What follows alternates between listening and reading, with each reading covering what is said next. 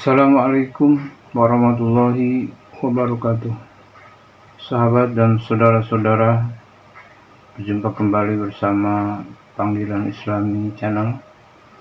Sehat walafiat tentunya, dan mudah-mudahan kita selalu mendapat perlindungan Allah Subhanahu wa Ta'ala. Amin ya Rabbal Alamin. Sahabat Panggilan Islami Channel dimana saja berada, pada kesempatan ini saya akan mereaksi sebuah video Novel Aidrus yang mengaku Habib, dan dia mengklaim bahwa berapa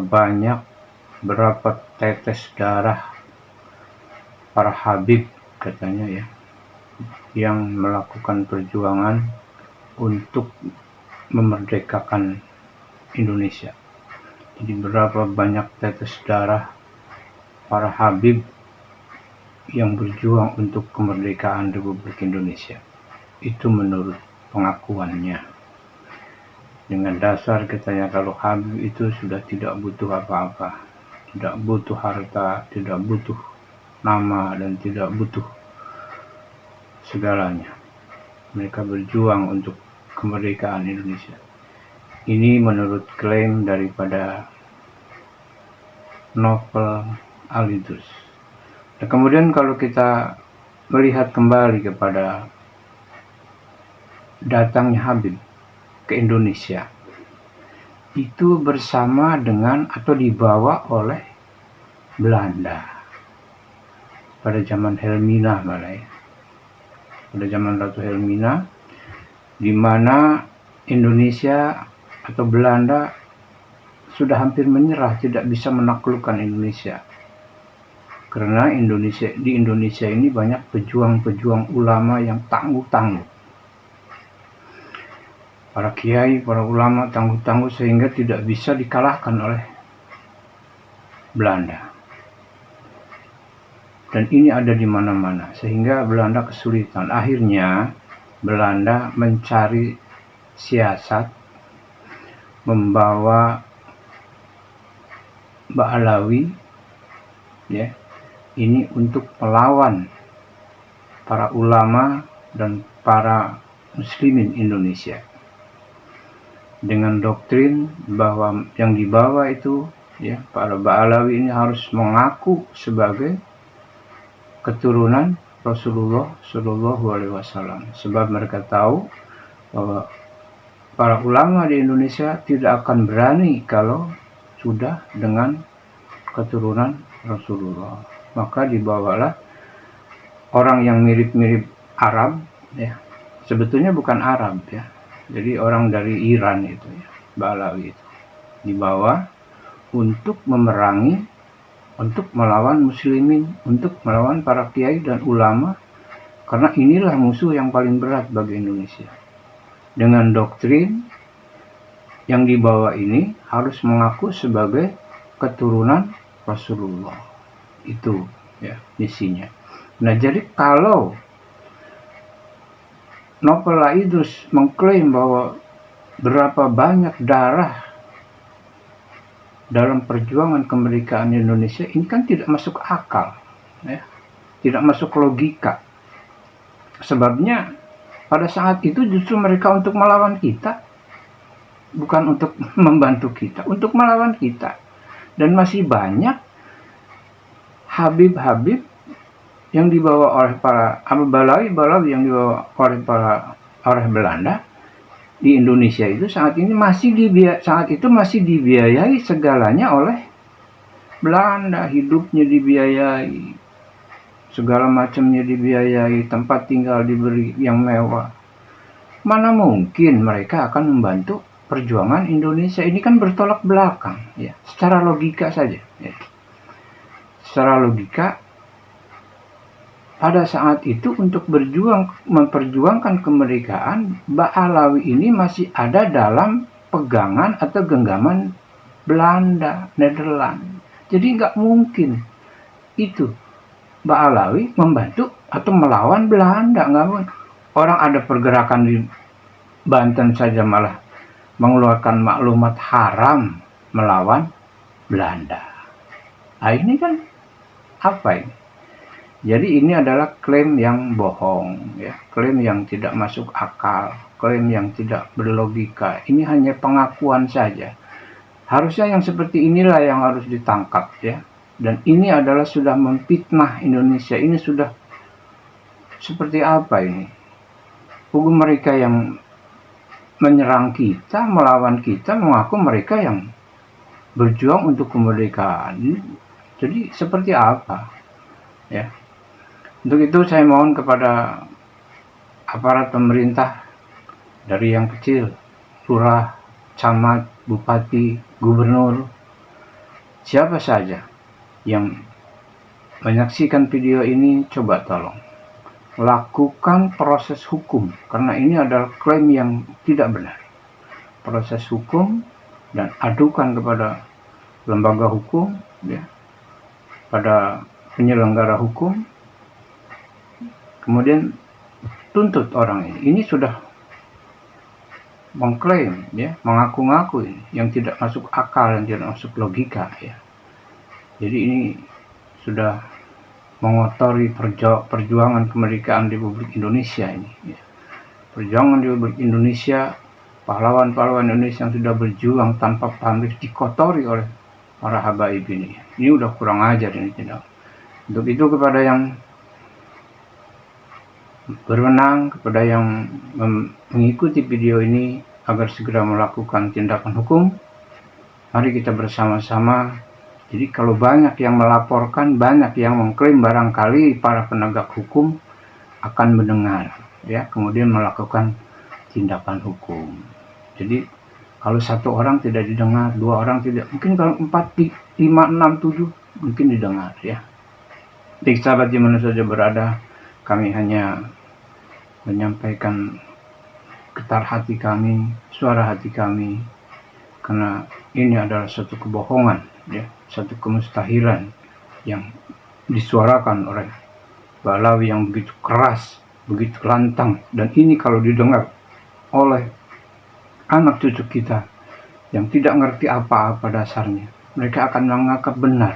Berarti yang namanya pejuang Indonesia ini apa, katanya? Berarti yang memperjuangkan kemerdekaan Indonesia ini para habib ini.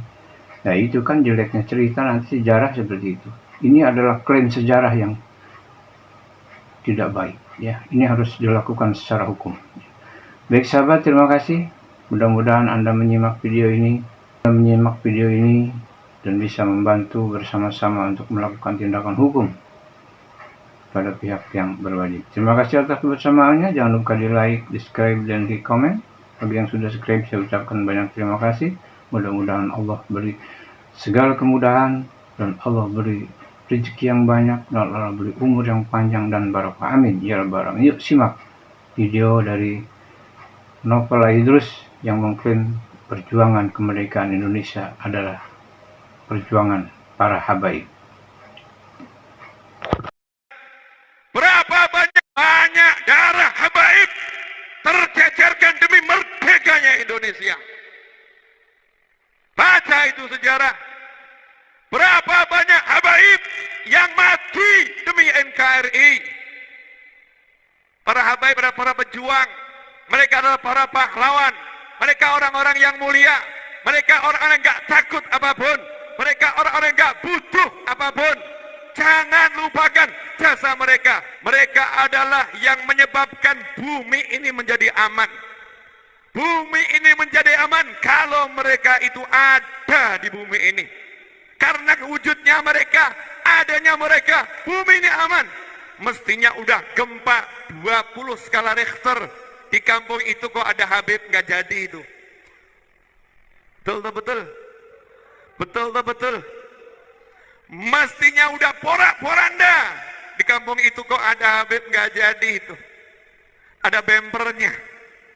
Dikurangin sama Allah tekanannya. Suhunya dikurangin.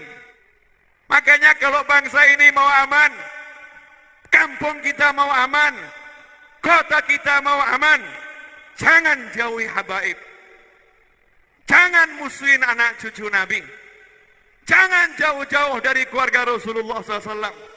Begitu keluarga Rasulullah dijauhkan, disingkirkan, dimusuhin, tunggu saja.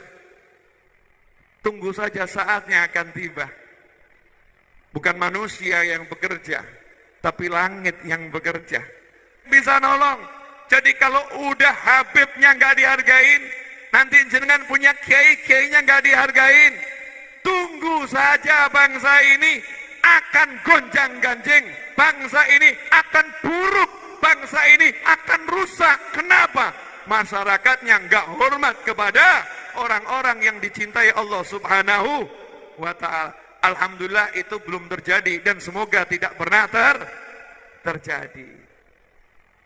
Coba kita lihat nih, dari dulu orang diajarin cinta sama habaib, itu pelajaran wajib. Jadi kalau sekarang ada ustadz, ada ulama ngajarin Anda nggak cinta sama Habib, udah tinggalkan, ganti ustadz yang lain, banyak ustadz. Agak bodoh nggak apa-apa, bodoh tapi cinta Habib tuh pinter. Pinter nggak cinta Habib berarti bodoh. Gampang loh. Loh nggak enak yang ngomong Habib, nggak enak toh. Masuk Habib ngomong begini. Nah karena yang lain nggak mau ngomong, yang lain nggak mau jelasin, ini wajib dijelaskan. Coba buka sejarah di negeri ini. Siapapun kiainya kalau hormat sama habaib barokah, subhanallah. Dan gak mungkin derajatnya semakin rendah, semakin dimuliakan, semakin disebut-sebut. Gak mungkin dilupakan. Kenapa? Karena sifatnya anak cucu Rasulullah SAW tidak pernah pengen menonjolkan diri. Dan tidak pernah pengen melupakan jasa orang lain. Dan tidak pernah pengen muliakan. Tidak pernah pengen dihormati. Makan yuk bareng, tidur yuk seadanya. Tuh contoh tuh Habib tuh di pojok tuh. Ini sederhana, nyantai. Gak ada Habib minta dipuji, dimuliakan, gak ada. Itu fitnah. Orang-orang yang gak suka ngomong Habib tuh minta dimuliakan, Habib minta disanjung, Habib minta dipuji. Kamu salah milih Habib, atau kamu salah lihat Habib.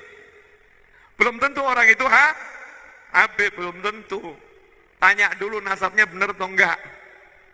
Oh sekarang kan banyak ngaku. Kadang yang di tengah jalan itu operasi nyegat-nyegat, ternyata terbukti 2 tahun nyamar jadi polisi, ya kan ya? Ternyata bukan polisi, kan masuk berita nih, 2 tahun ya nyamar jadi polisi, pakai seragam polisi, ternyata bukan polisi gadungan. Makanya jangan mengatakan seperti itu kepada para habaib. Nauzubillah min dzalik. Ini bab penting. Mohon maaf, cinta anak cucu Nabi di Indonesia, anak cucu Nabi disebut Habib di Indonesia. Lah kalau di Mesir lain Sayyid. Ya di Mekah, di Madinah disebut Syarif, beda lagi sebutannya Syarif. Makanya nanti kalau kita baca kitab-kitab kuno, itu cari sebutan Habib nggak ketemu. Syarifan min auladin Nabi SAW. Seorang syarif, anak cucu Nabi Muhammad Sallallahu Alaihi Wasallam. Nah ini anak cucu Rasulullah, ini memang apa bedanya atau dengan yang lain? Beda, memang nggak sama. Mohon maaf, memang beda, nggak sama. Orang harus ngerti bedanya di mana. Zatnya berbeda. Maksudnya zat itu bagaimana? Cetakan aslinya, bahan dasarnya beda. Mungkin namanya mirip jenengan. Misal ada anak cucu Nabi namanya Ahmad Purnomo Salim. Misal, jenengan kok namanya sama? Nama boleh sama, tapi adonannya beda. Adonannya beda bagaimana? Nah yang satu ini adalah turunan Nabi Muhammad SAW. Secara genetis, gennya lain. Makanya kalau ada orang mengatakan Habib itu sama dengan yang lain, orang itu telah membodohi dirinya sendiri. Nggak sama. Nggak samanya di mana? Contoh, boleh ya? Mohon maaf, saya mau belak-belakan ngomong ini karena nggak ada yang nerangkan. Betul tak betul? Minim orang nerangkan. Sebetulnya nggak pantas saya nerangkan. Seharusnya yang nerangkan yang lain. Ya, mestinya Gus yang nerangkan. Mestinya Gus yang nerangkan, bukan saya, tapi Gusnya nggak nerangkan, jadi terpaksa saya nerangkan. Saya wakili ya Gus ya. Sekarang saya mau nanya, jenengan manusia atau bukan manusia? Halo. Jenengan manusia atau bukan manusia? Manusia. Ada seorang kiai. Nah, ada Habib yang tinggal di pesantren kiai tersebut. Cucu Nabi. Cucu yang ke-37, keturunan ke-37. Kiainya ini kelihatan hormat, ngeladeni, ngelayani, padahal Habibnya beling. Kita tanya sama santri-santrinya, "Yai, kenapa sih kok jenengan merendah-rendah sama orang yang seperti ini? Lawang polahnya seperti ini, tingkahnya seperti ini, ngajinya aja belum baik. Kenapa jenengan muliakan? Sementara kami yang ngajinya bagus, yang kami taat, kenapa kok biasa-biasa saja?" Jawabannya, kakeknya juara 1 inter alam semesta. Kakeknya ini juara 1 inter alam semesta. Saya berharap cucunya ini bisa jadi juara seperti kakeknya. Makanya saya ladeni. Ini kiai genah atau enggak genah? Genah atau enggak genah? Lah kalau ada orang bilang kiainya enggak genah, yang enggak genah siapa? Yang bilang. Dan jenengan mau ikut yang mana? Pertanyaan saya, mau ikut yang mana? Mau ikut yang mana? Yang genah. Mohon maaf ya, ini gamblang atau enggak gamblang? Gamblang atau enggak gamblang? Lah kita ini butuh enggak sama anak cucu Nabi? Islam ini butuh. Karena darah Nabi ada di situ. Kalau mengatakan darah enggak ada manfaatnya, naudzubillah min dzalik. Ini akidah yang bejat kalau sampai mengatakan darahnya Rasul enggak ada manfaatnya kalau perilakunya enggak benar, kualik. Kalau darah itu mesti manfaat, kalau perilaku bisa berubah-ubah. Betul kan? Hari ini baik, besok bisa jadi bejat. Hari ini bejat, besok bisa jadi baik. Tapi kalau darah nggak bisa dirubah. Jangan bisa rubah golongan darah? Nggak bisa. Makanya kalau kita buka di Al-Quran, ini contoh, biar melek.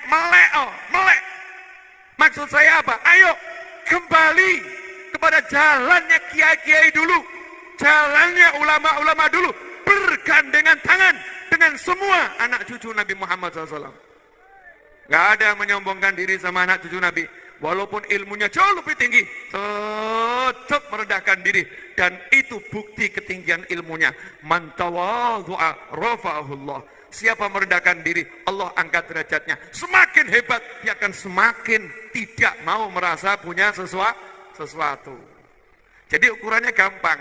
Kalau ada ulama, siapapun ulamanya, kok merasa lebih hebat dari manusia yang lain, siapapun manusianya, apalagi itu cucu Nabi, berarti dia bukan ulama yang benar. Ada salah, sesuatu yang salah, dan salahnya fatal. Yang pertama kali masalah nasionalisme saya ya, rasa kebanggaan saya terhadap Indonesia itu ternodai oleh sikap-sikap beberapa habaib, tidak semua habaib. Saya punya banyak teman habaib juga yang sampai sekarang masih silaturahim. Tapi ada beberapa habaib yang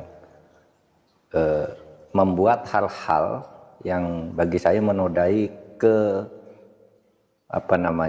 kemuliaan leluhur saya juga. Saya harus anggap leluhur saya, bangsa Indonesia itu mulia, tidak kalah mulianya dengan habaib.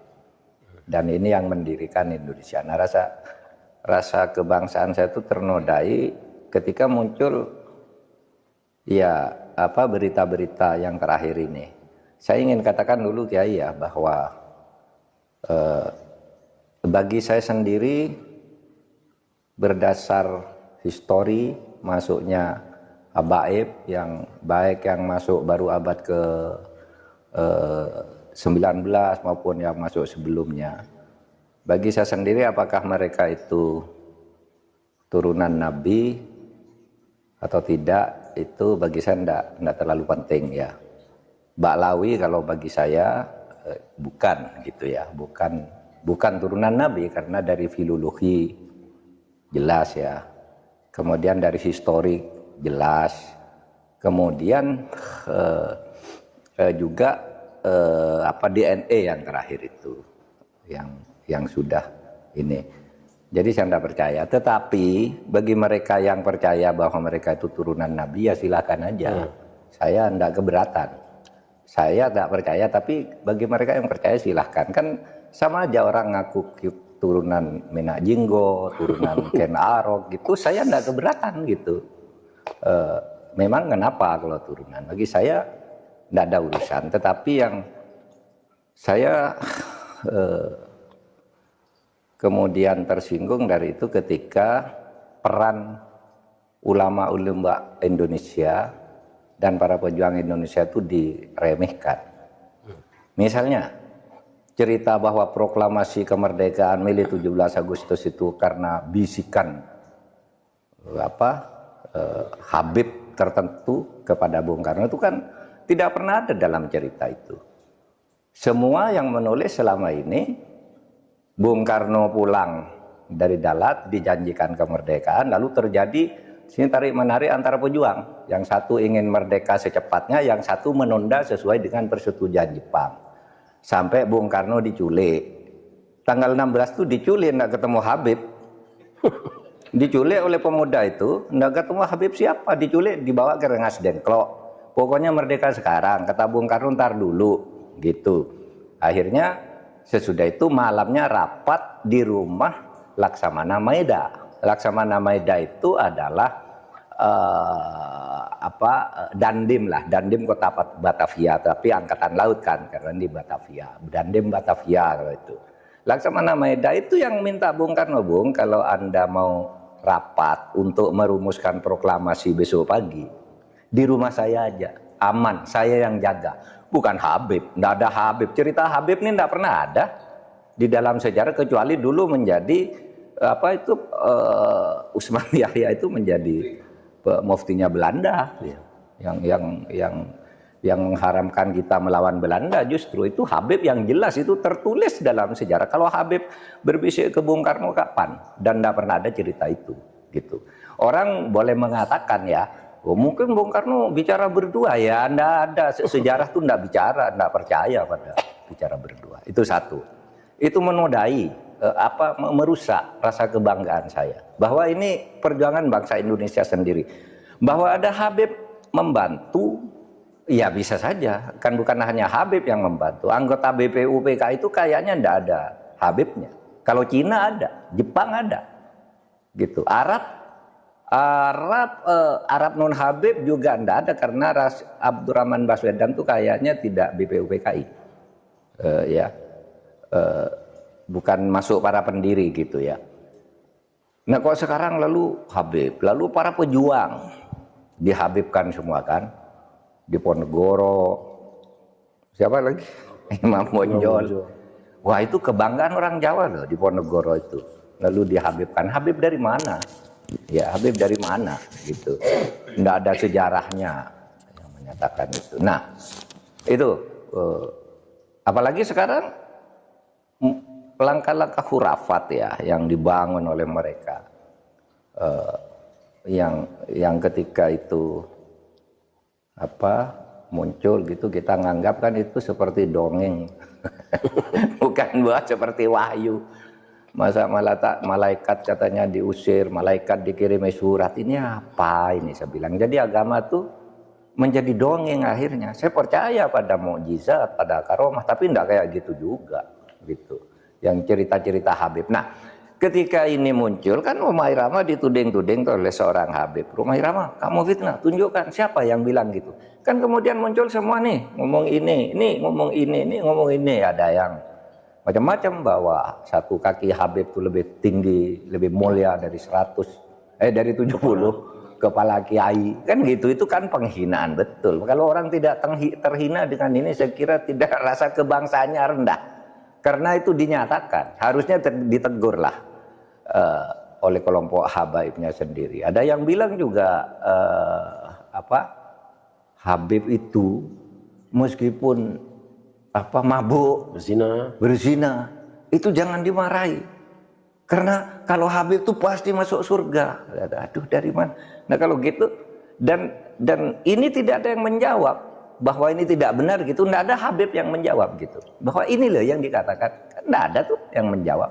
Hanya berkekeh aja bahwa Habib itu berperan di Indonesia, Habib itu wali, Habib macam-macam gitu.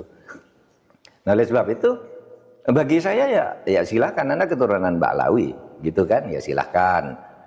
Saya keturunan Mahmudin gitu, ya kan serba sama aja. Anda keturunan Minak Jinggo, tidak apa-apa, Minak Jinggo juga. Bagi saya sama aja Minak Jinggo atau Ba'lawi gitu, Kenarok gitu.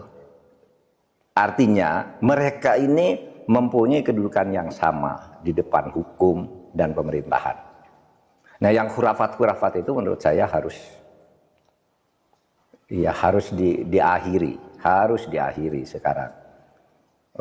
Karena menimbulkan fitnah kan. Fitnahnya apa? Misalnya itu mendirikan kuburan-kuburan itu karena si Habib itu yang mendirikan kuburan-kuburan itu sebelumnya pernah berfatwa bahwa Habib itu meskipun sudah mati mendatangkan uang, kan gitu kan? Itu kan fatwanya waktu itu agar orang menyembah. Lah, kok ujung-ujungnya lalu membuat kuburan agar orang bersedekah di situ? Kan tidak benar. Orang bersedekah agar ini dianggap Habib keramat. Ada di daerah Jawa Timur itu ada kuburan korban PKI tahun 65. Dulu disebut Sayyid Y gitu, kalau Jawa Timur kan Y gitu. Nggak ada yang peduli. Lalu tiba-tiba beberapa tahun terakhir ini itu dibangun di sini, dibangun Habib ini, orang berbondong-bondong. Kenapa? Ini siapa? Nggak jelas kan? Nah, yang begitu itu membodohi bangsa Indonesia. Tapi saya ya hormat aja pada Habib-Habib seperti saya menghormati orang lain gitu. Karena kedudukannya bagi saya di depan hukum dan pemerintahan sama aja. Gitu.